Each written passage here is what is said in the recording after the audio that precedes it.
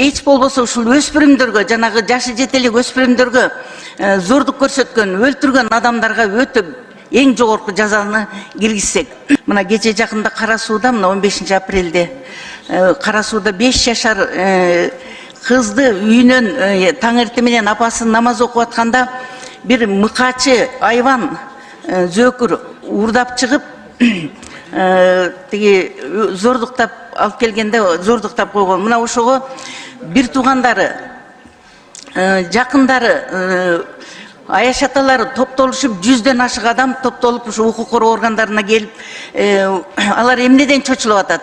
Ушул зөөкүр жазадан кутулуп кетпесе экен деп мындай укук коргоо органдарына кичине ишенбөөчүлүк билдиргендей кылып топтолушуп ошол жерде ушундай ичиндеги эмелерин айтышып атат да. Мен сизге мынандай бир сунуш менен кайрылат элем. Ушул прокуратура сиздер бир